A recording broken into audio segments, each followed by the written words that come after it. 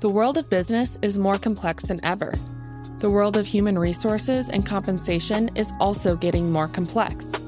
Welcome to the HR Data Labs podcast, your direct source for the latest trends from experts inside and outside the world of human resources. Listen as we explore the impact that compensation strategy, data, and people analytics can have on your organization.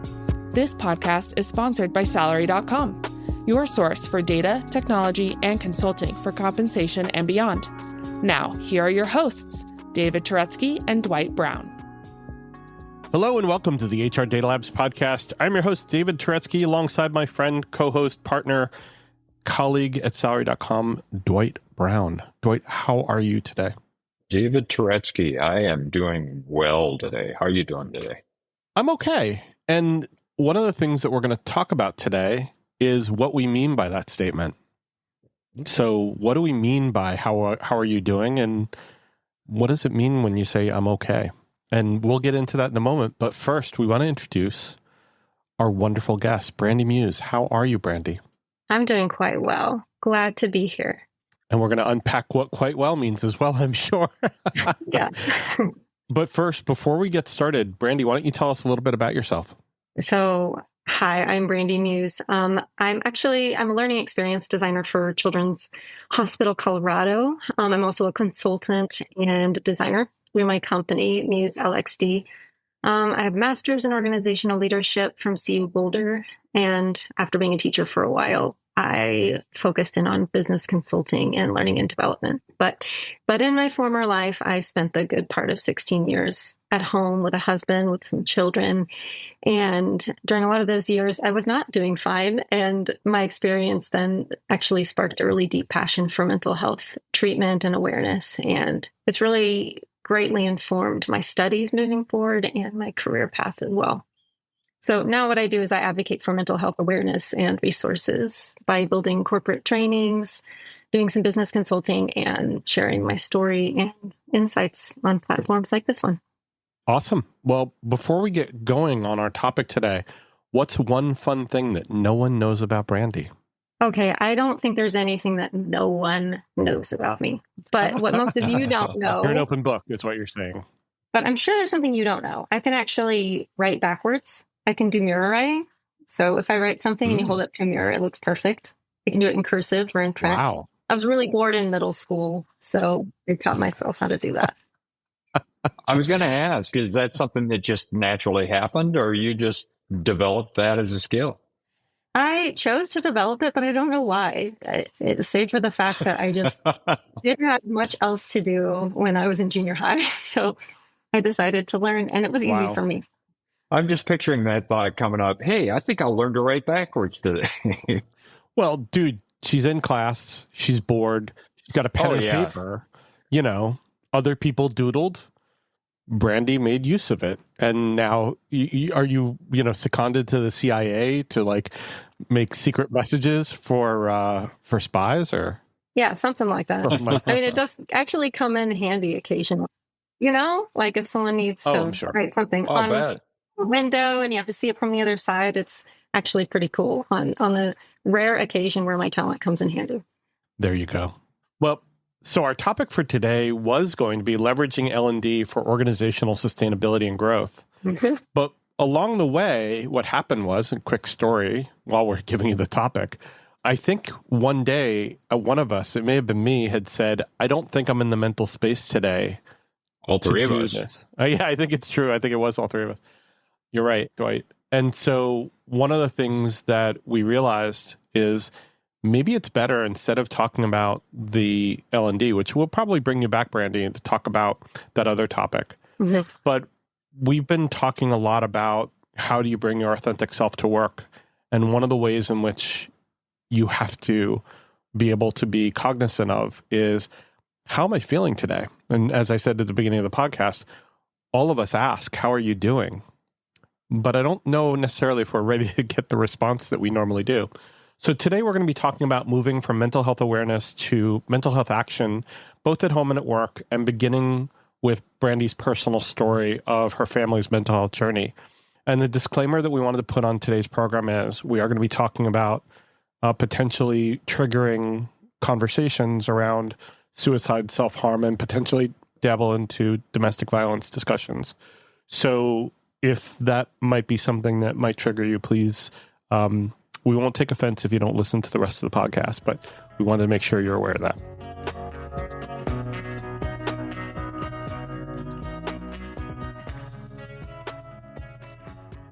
So Brandy, our first question is, can you give us a little bit about the work you do, how you got here, and how mental health has become really one of your key passions in life? Visionary voices, bold breakthroughs. This is Shally's Alley, where top recruiting minds spill their best-kept secrets live every Friday at 1 p.m. Eastern. Raw, unfiltered conversations on sourcing, hiring, and the future of talent, where we ask the tough questions no one else will. Tune in and level up. Yeah. So as I said, I'm a learning experience designer, which basically means I assess business needs and I find knowledge gaps, and I can build training for you if there's a knowledge gap that requires training.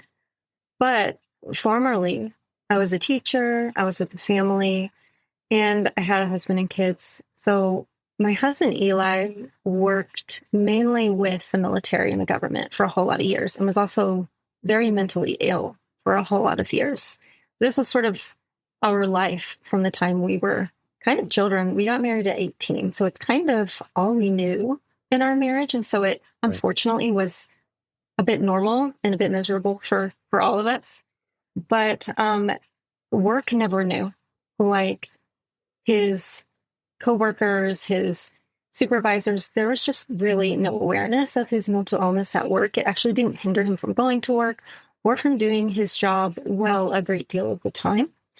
And so in some ways, it's great he could do that, but it also created this huge disconnect between his work life and then our home life and our community life. And it was very isolating. And unfortunately, while he could kind of hold it together at work, it ended up being really abusive at home. Well, there was a lot of emotional and verbal abuse for a whole lot of years. It's very, very difficult. And so we had this sort of cognitive dissonance going on. And he never, I did suggest multiple times, hey, can you maybe get some help? Can we get some help? And I think, he was maybe afraid at that time to do so, but I know there was also a big concern with work. He would tell me that I can't do that because of my work. I work with guns all day. What are they going to think? Because that was part of his job. He was a small arms instructor. And I knew him and he knew him, and I'm still confident that would not have been a problem, but he was still concerned about that it would be seen as a black mark on his record, and it would maybe result in him getting discharged or something like that. Brandy, what are we talking about timeframes? What years are we talking about for that? So we married in 99, and then he joined the military in, I think, the following year in 2000. And so between the year 2000 to the year, I think around 2014, actually, first he was military, and then he left the military, but did government work and did contracting work. And it all kind of felt the same. Felt like we were dealing with the same entity. And the culture there, well, there's some great people there. It really wasn't the kind of culture that you want to go in and say, hey, I really need help. Even though there was some progress there, and we were starting to have some awareness, even in the military, of, hey, this is important, especially with PTSD and combat trauma and things like that. That wasn't really his issue. It wasn't so much combat trauma. It was more things that had happened previous to that, genetic things, just consistent chronic mental illness. I'm sorry, they didn't do when he joined, they didn't do any testing for things like that to make sure that, he's going to be working with guns that... Actually, no. Wow. There may have been, I think, since he did work with special forces for quite a bit of the time, I think there were some light touch preliminary things, but I don't think there was a lot of official, let's bring you in and give you a psych eval. He didn't have to do the sorts of work where they would really deliberately clamp down on that or really assess that, because there are definitely jobs like that. But even though he was around guns all day, even though he was around special forces and was adjacent to some important missions and things like that, it was never something that he was directly involved in a way where he would need a psychiatric evaluation. And I think if he had the opportunity to do that, he would shy away from it because he knew it may not be favorable for him. Even if it was mandatory? If it was mandatory, he would, but nothing was ever mandatory as far as let's go get you psychiatrically evaluated. Wow. And then also, he didn't have something that was super diagnosable that was very easy to pinpoint. He was not schizophrenic. He was not bipolar. There are some things that are just more easily identifiable. When it did come out at work, when he did have some sort of issue at work, it did happen. Throughout those 15, 16 years, he did almost get discharged once, almost got fired once, and then actually did get fired once. And it was related to his mental health, but no one saw it that way. They saw it as you're being insubordinate, Right. or you have an anger problem, but no one ever stepped up and said, hey, do you need some help here? So unfortunately, that was the reality. And that's the thing about mental health, is that oftentimes it can be hidden for periods of time and different contexts, at least to some extent. I think that's part of the mental illness is being able to be a little bit of a chameleon. And some people, their mental illness is so severe that they just don't have the capacity to have that sort of property. But a lot of people do, and mental illness is still very real. Right. Yeah. And I think it's sad that when you can hide it, you do. It's not something that you will usually bring into, especially a military environment, and have it be okay or understood. Because in my husband's case, he could do his job very well. The danger wasn't in him being violent. The danger was in other places, and it came out at home, unfortunately. I think one of the things that we're dealing with today when it comes to this exact issue is workplace violence is more prevalent, because those things which now they're less taboo to discuss, sometimes, as you say, because they're so hidden or because they're undiagnosable, we don't have I guess you could say, the fortitude to step up and ask those people, is there something I can do to help you? Is there something that we can suggest? As I'm talking about as HR professionals as well as leaders. Yes. To be able to see something and then say something, whether it's to the person or to our HR team, in order to head off what could be something rather dramatic in someone. Yeah, I totally agree. I think we don't have the right kind of training for leadership to be able to not only recognize but then respond properly to something like that. And our business structures and cultures don't help either, because we have to sort of cram this whole mental health intervention thing into a structure that isn't really effective at handling mental health very well. So I think we do struggle there. So military life was difficult for that reason. But then he left that and went to Afghanistan for a year and came back. And even whenever you have a well-adjusted, healthy family, it can be really difficult to have somebody who's been gone for a year come back into the home. And so he had a really hard time with that. And so the following, about 2014 to 2016 were super, super rough. His mental health deteriorated pretty badly. He actually started to go in and out of work. He would get a job and then quit, and then get a job and quit because of the mental health pressures, and then mounting financial pressures because of that.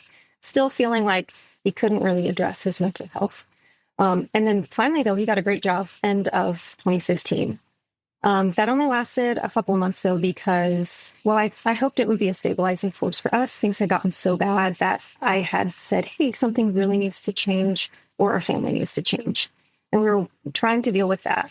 I had stepped out and actually decided to stay with a friend for a little bit. And a few days into that, he called me up and he decided he wanted to end his life. So he was saying goodbye. And I tried to talk him down from that. But unfortunately, that didn't work. And he died by suicide in January of 2016. Oh, my God. So, yeah, understandably, that threw our world upside down for the kids and I. And I think it's really sad that he wasn't able to get the help that he needed. And I don't think it's the fault of his workplace, but I do think it would have helped us more along the way, those 16 years of having a mental illness, if he felt able and safe and supported in that journey. I think all of us have had people in our lives who have discussed this, or who had thought about it and reached out for help. But there are so many who don't. And my father's best friend, probably in his 50s, passed away by suicide. And it was in a small town in upstate New York, and he was a pillar of the community. And everybody kind of said, how could he do this? He has a beautiful wife. He's got great kids. They're in college. One's about to graduate. How could he do this? Instead of asking the question of what could we have done, or what could he have done, or, how did the system, or how did the people around him not see it? And so there was a lot of misunderstanding. And this is probably back in the 90s. So it was a different time. Yeah. But I think each of us has our own story about how this challenges us. For sure. Yeah. Unfortunately, I feel like most of us can point to a situation where we've been affected by suicide. What's encouraging, though, is that we're much more able to talk about it. And I think it helps us find support to pick up the pieces and help each other. And we've gotten a greater understanding of what people are going through when they end up in that space. Right. And it's not so much people being selfish, really. It's more about the level of pain inside of them is so great that it crowds everything else out. And the trick is to try to stay out of that space. It's like you're in a black box and you can't get out and there's no other option. And that's what it feels like when you're in that space. But if you're able to keep yourself from getting in that box, that will be what prevents suicide more than anything, I think. To have those interventions both at work and at home, and not just have awareness, but have action, that will help us stay out of that space. There's so much stigma that goes with mental health issues, mental illness. And, you see it over and over again where that stigma ends up being the block that keeps people from getting the help they need. And I think the other thing to acknowledge is that when you do have mental illness or you are going through a mental health issue, oftentimes the last one to know is you. And so it also begs the question of how do you best get somebody help when they can't see it themselves, or at least they can't acknowledge it, and I think that people have been wrestling with that for years. And so you take that to the workplace, and how do we support people in the workplace? How do we help people to be able to see what we're seeing? How do we help them to get the help that they need? I don't know the answer to that, to tell you the truth. Yeah, some things don't have good answers, so we can't just have a pat answer for everything. But I also think that there are a lot of things we can do that we're not doing. So mental health awareness is something that's big now. I'm really grateful for that. We talk about it all the time in regular life and in the workplace. But I think our awareness is really loud, but our struggles are staying quiet. I think when it comes to us wanting to help others, we have a real desire to do that. But when it's us ourselves that have a problem, that's when the rubber really meets the road. That's when we really need to have psychological safety at our workplace, or where we have to feel like we're going to be heard, or like we're not going to be seen as a burden. And I think it's just a lot harder when it's us. And we need bridges that are going to connect that awareness and structures in place that'll help us get from, we're aware of mental health and you should always get help, to be able to actually take action. I think that the structure and the culture in our business landscape right now is still really geared towards people having to put themselves aside to get the task done. Like, we know that mental health is important, but instead of changing our structure, we just kind of put benefits on top of it, Right. So we have these benefits that are placed on top of these structures that act more as a Band-Aid. So if we have bereavement leave, say, I really appreciate bereavement leave, But whenever I found out that most companies have this sort of standard 40 hours of bereavement leave, I had to laugh. I was just like, are you kidding? Yeah. Like, who made this rule? Have they ever lost anyone? Because that is just really not enough. And I think it would be great if we didn't have to put a static number on it and say, well, here's your 40 hours. And instead have it be something that is situational. And I think we can just do better than that anyway. Like, we have parental leave that extends well beyond that. So I know that we can do better with our policies. But I think if we train leaders to recognize different situations, what's needed in different situations, be able to gauge the mental health of the people on their team, then they'd be able to say, okay, maybe you need more than 40 hours of bereavement leave. But some people may not need any of that or only need a portion of that. These things are highly situational. We can't just cram it into the mechanistic structure of having this machine of a business where the priority of getting tasks done and productivity is greater than the mental health of our people. I think when it comes to things like bereavement leave, those are always, as a leader, I see those always as guidelines. I've never treated them as a rule. And I've always given whatever a person needs in terms of space and time. They're not going to heal right away, certainly not within 40 hours, but there's also no time frame available to us to be able to give them. And so I've always told people, take what you need and don't feel bad about it. Don't worry about us. Don't put extra stress on you. Exactly. It's nice when we're able to do that, but we really need to examine our structures to see, is it safe for people to reveal that or ask for that? And is it possible? Like, are they already so overworked and have too many tasks that, they're not able to even take time for therapy, much less time off, Yeah, but we've talked about that, Brandy, on this podcast at least a few times of there's got to be a difference between W and L. And L isn't just what's left over from W out of 24 hours, meaning your work time versus your leisure time. It's not a normal equation. It's not easy. It's not linear, certainly. Yeah. And so, especially in the way in which we work today, where your phone's always with you and you could take your email or whatever, especially for more professional jobs or some support jobs that can be outside the office, having that time to separate yourself and literally separate yourself, turn your phone off, turn your access off. Yeah, it's not easy. And yeah, we all stress about that. But in these circumstances, you've got to, right? I mean, you've just got to be able to separate the two things. Absolutely. Like, times like grief or mental health crises really highlight the need for that. But that need is actually there all the time. We need to be able to turn off and be human apart from work and have that separation.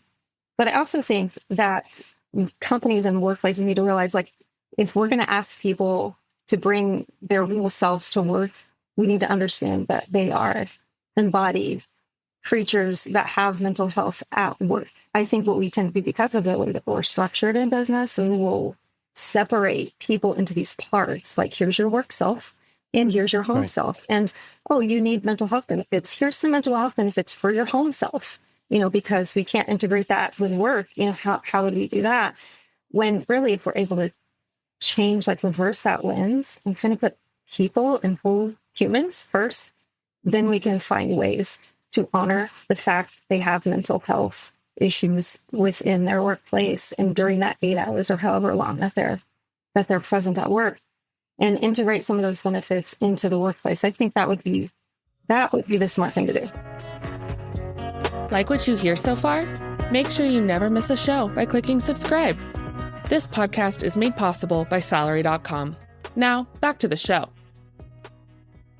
So let's get to that as part of the second question.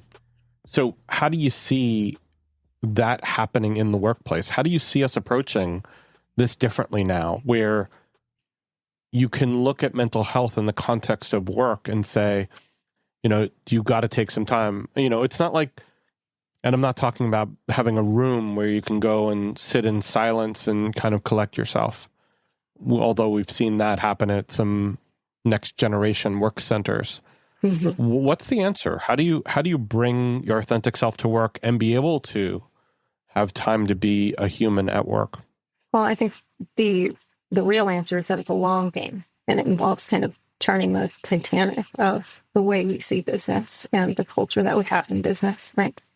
I think ideally that our structures would be more flexible, flexible enough to honor and move with what people actually need.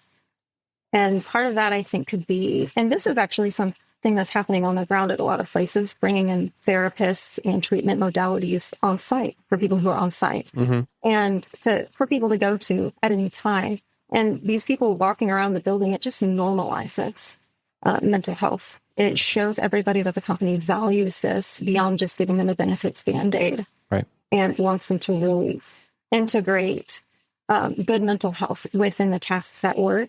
Because if we just give them a benefit, but then they have to go back to a toxic workplace, it's kind of like, what good is that?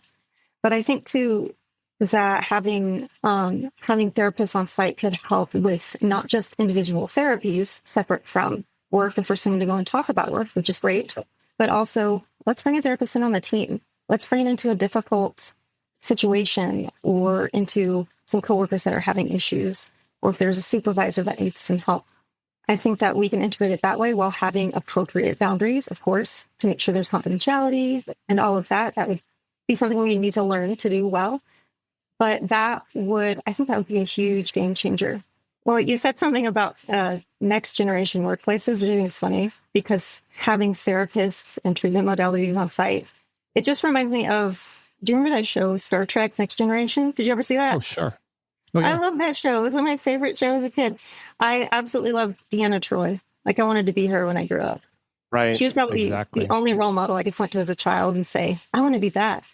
And because she was a counselor, she's a therapist, and she's in the middle of the workplace, like walking around, asking people if they want to talk, while they're fighting aliens, And so we're a long way from that. Obviously, we're not in a cashless society with a holodeck or anything like that. Wouldn't it be nice? But she was in the middle of the action, making decisions, and she was with the captain. And it was just really cool to see how that was integrated into what I now see as a work situation. So yeah, we're not there yet, but I think that there are still some really good things we can do right now. So it's a great example of exactly where I was going to go with my comment, Brandy, which is that she was an empath. Oh, yes. She was also their HR person. Yes. She was literally like their HR person. So what we've asked people to do in HR is to literally be an off-the-record counselor like Deanna Troi. And that's not their skill set, nor is it the reality of what they should have been doing or should be doing. This is for all of your HR generalists out there. You are not the mental health professional at your work. Unless you actually are a certified mental health, professional, and that's your job. You should not be listening to people's problems, being able to deal with their mental health issues. That is not your job. What you're talking about, Brandy, is a real mental health professional. Absolutely. Who comes on site, who listens to people in a HIPAA environment, right? In a regulatory, within the rules, I mean.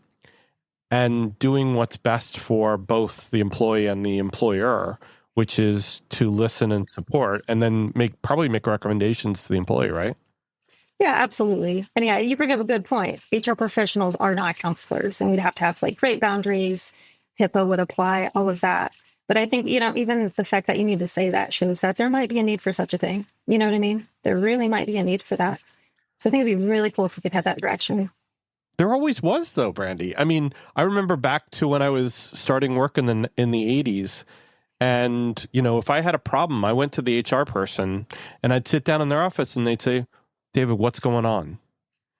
Like as if I'm going into a psychiatrist's office and I'm sitting on this couch and he goes, tell me what's going on. Tell me how you're feeling right now.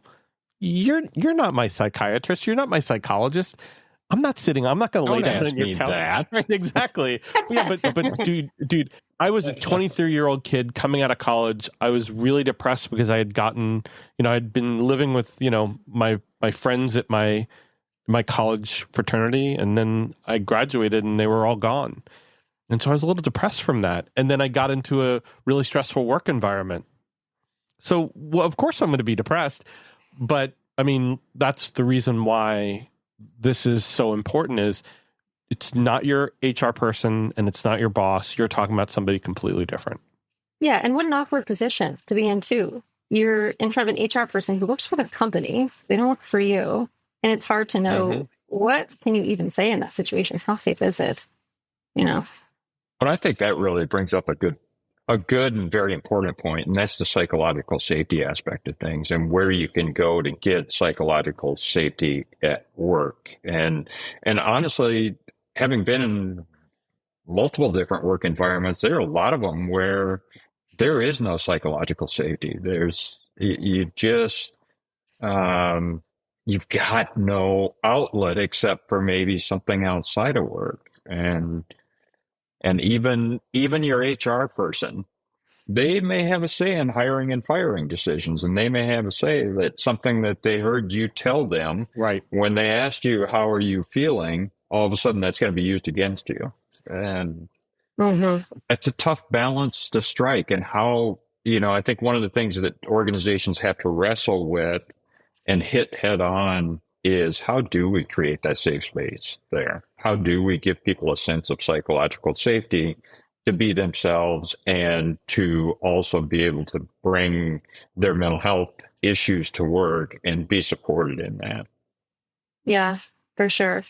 I think that a good place to start is just gauging the state of the mental health at your organization. I mean, how many orgs do you know that actually will take the time to truly survey anonymously what do you need here at work, and then to prove it with the right benefits, to listen, Well, we do have ERGs, right? And the employee resource groups have been put in place to listen to people and to provide anonymous feedback in a way of being able to be a safe space for people, especially the mental health ERGs, right? I mean, that's a step forward, right? It is definitely a step forward. Where I'm working right now at Children's Hospital in Colorado, our mental health benefits and resource groups are actually beyond anything I've ever seen. It's stellar. We do a fantastic job, which we really need to, because we have a whole lot of staff taking care of really sick kids all day, every day. And so we have a really, really robust mental health resources. But our resource group, I'm part of that. I help run some of that. And they are fantastic. I have a good story about that. When I first went to this resource group, I gave a little presentation on who I am, why I'm here, shared a little of the story that I shared with you. And at the end of it, the person who the company has hired to make sure that these groups are effective, she asked me, she said, what can we do for people like you who are going through something like this? What resources do you need? What are we missing? What can we do better? And that blew me away. I mean, what a great question. And then to be heard, not just to know that other people are going to get resources that they might need because of what I say, but that my story was heard and listened to, and somebody wants to allow me to have a better work experience because of it. That engagement right there, that interaction probably made you, if not an employee for life, at least it strengthened that bond so much. Yeah, well, it showed me that I was valued as a person above what I was doing at my job. Hey, are you listening to this and thinking to yourself, man, I wish I could talk to David about this? Well, you're in luck. We have a special offer for listeners of the HR Data Labs podcast. A free half-hour call with me about any of the topics we cover on the podcast or whatever is on your mind. Go to salary.com/HRDL consulting to schedule your free 30-minute call today. So, Brandy, how do we recognize and change what might seem like a really hard thing, change cultural norms around mental health with respect to work? How do we make progress? Well, like I said, it's a long game. It's kind of like turning the Titanic, right? But I think we can each start by changing our own ideas of where we find our worth, what work is for. Because in American culture, and a lot of cultures, our idea of work is intricately tied with our ability to make money, and that determines our value. Right. And we all know that that's not true, but we equate worth with work. It's so ingrained in our culture. So my kids, we have 3 kids, and all of them have their own special mental health issues for a long time. We've spent a long time trying to get out of the woods from what is happening in our family. And they have their own inherent struggles. They have their own genetic and otherwise mental health issues. And because of that, they can't work normal jobs. Actually, none of them are currently fully supporting themselves, and they're all adults at this point, technically. 2 of them live with me, and my daughter, Emily, feels so bad about that. She feels like, oh, I'm a burden, and she feels kind of useless. And I have to remind her, hey, you guys, where do we get our worth?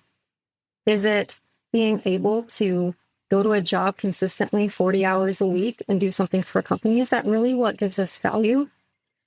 Because now she's able to bring so much light to my life. But a few years ago, she had issues with self-harm. She had her own pseudopsychotics. She was addicted to meth. She had an eating disorder. There was a lot of self-harm. And I look at her now, and she has been free from all of that for over a year. And I feel like she has climbed a higher mountain than most of us will ever have to face. And she feels bad because she can't hold a job at a pizza place. You know, she feels worthless because of that. I think that really betrays a pretty messed up belief in our culture that says we're not worth much if we can't make money, if we can't support ourselves. And I think that if we can change that lens, that will be a good start. Just step back and examine where do you think your worth is? Because it's really not in how much we can sacrifice our mental health on the altar of American productivity. You know, like that's not where it's at.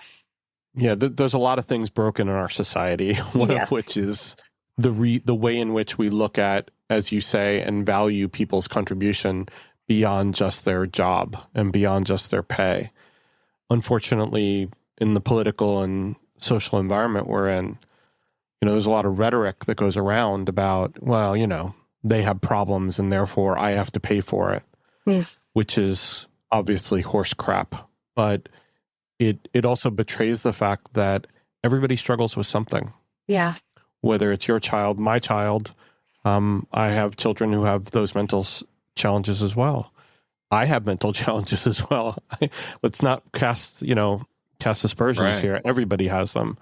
But we need to stop pointing fingers and poking at people and start wrapping our arms around them and realizing that everybody has inherent value.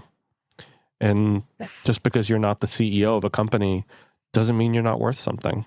Right. And so, yeah, who says that being the CEO is the pinnacle? When did we decide that? I think the CEOs say that. Yeah, I think they said that. Yeah. But why do we believe them? Well, everybody envies the person at the top because they believe that once you get there, you've made it and you don't have to worry anymore about stuff. Yeah. When it doesn't matter what altitude you're at, the air is thinner actually at the top than it is down near the bottom. Right. So, we always say grass is always greener, and never really is. Right. Or like at the end of life, we're more having relationships is so much more important than what we've accomplished for a faceless company. And yet we still kind of follow that path subconsciously because it's just so ingrained. But I think like those that can't get past, like you're saying, Dwight, some people can't hide their mental illness or they can't manage that and go to work at the same time. That's just the reality. Society has always had those people.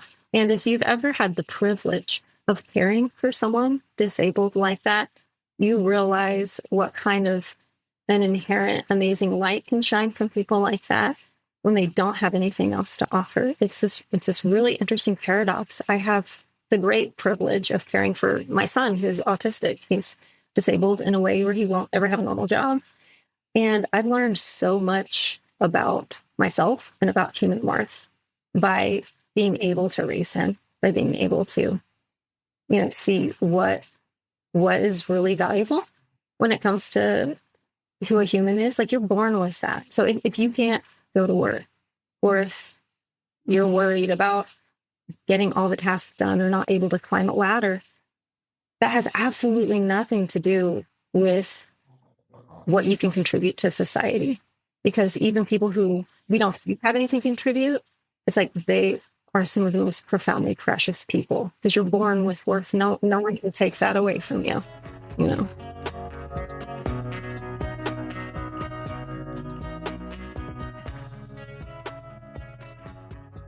I want to end it on that note because, Brandy, I don't think anybody could say it better. And I appreciate you being here, Dwight. You know, I'm sure you do too. Yeah, big time. I was really excited for this topic when it was coming up, and would love to be able to continue talking about this, because I think we need to continue talking about this. Yeah. It's a reality in all of our workplaces and with all of our friends and family. None of us is untouched by mental health issues in some way or another. So appreciate you being here with us, Brandy, and especially appreciate your sharing your story with us, because it really helps to frame things in a very helpful way. Yeah, I'm so glad I get to have this conversation with you. Thanks for having me on. It's totally our pleasure. And again, I want to echo Dwight's sentiments. Thank you for being brave and using your stories as a way to inspire people to be able to understand how this affects not just you, but them as well. We're going to have you back again. And maybe we'll talk about learning and development. But in the meantime, thank you so much. Really appreciate you being here. Absolutely. Thanks so much for having me here. And thank you all for listening. Take care and please stay safe. That was the HR Data Labs podcast. If you liked the episode, please subscribe. And if you know anyone that might like to hear it, please send it their way. Thank you for joining us this week, and stay tuned for our next episode. Stay safe.